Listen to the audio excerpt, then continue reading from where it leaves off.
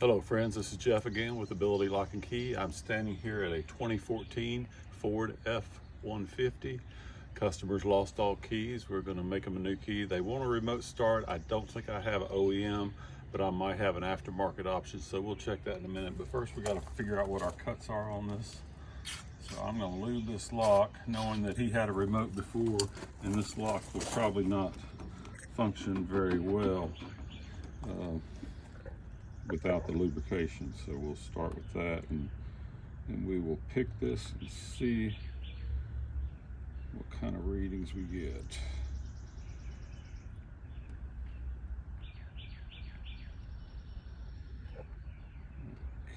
There it is, just like that.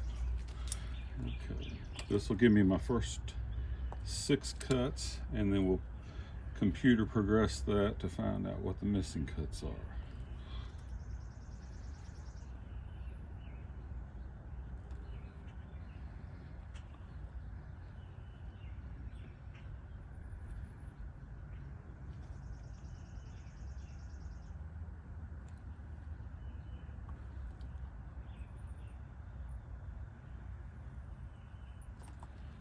Okay, I got those 6 cuts, so I'll meet you back at the van. Okay, I'm back at the van. I've put the information into my program here, and I've got 3 possibilities. So the first key can use the first 2 possibilities, and if that doesn't work in the ignition, then we'll have to go to the second key. So for that, rather than use the transponder key and take a chance on cutting it and it not working, we're going to use the test key first, and we'll cut it, check it a couple times, and find out what the actual missing cuts are that will turn in the ignition. So we're going to start with the first possibility, and we're going to cut that right now. I don't know if you want to pause it. Okay, I'm back at the truck with our first cut key. We're going to try that, and yes, it works in the door, which we knew that would. All right, y'all professionals.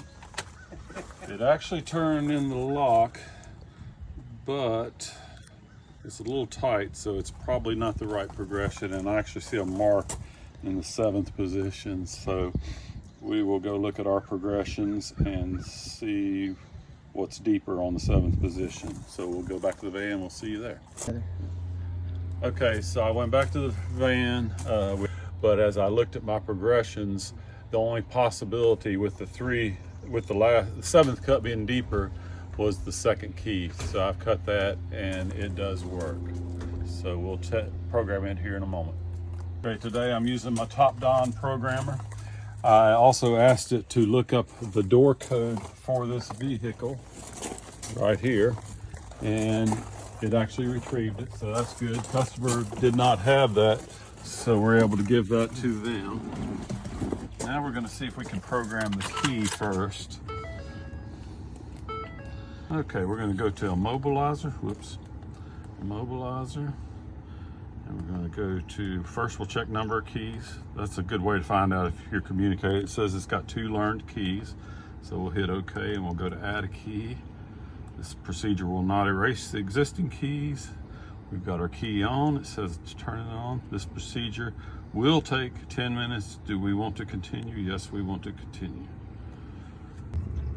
Okay, we're back in the vehicle. We just went through 10-minute wait to program the key in. The lock cycle, but I'm not using the remote head key, so that really didn't work for that. But we're going to test the key right now. It says learning successful. Do you want to learn the next key? Key number changed to 3. We're going to hit no. We don't want to learn the next key. And then we're going to turn this off, unplug our programmer, and then we'll try to start the vehicle.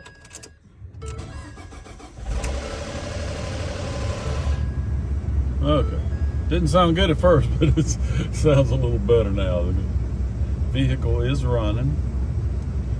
Okay, now we're going to see if we can program this X-Horse remote into his vehicle to operate his remote system. So we're going to turn this off. I'm going to cycle this one time, and then we're going to go 8 times. 1, 2, 3, 4, 5, 6, 7, 8.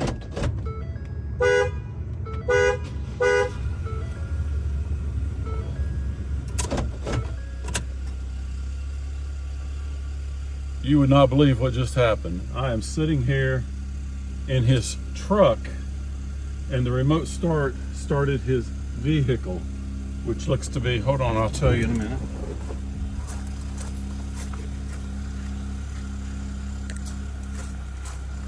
A Ford Escape. Never had that happen before. But I hope maybe his wife did it or something. I don't know. That's weird.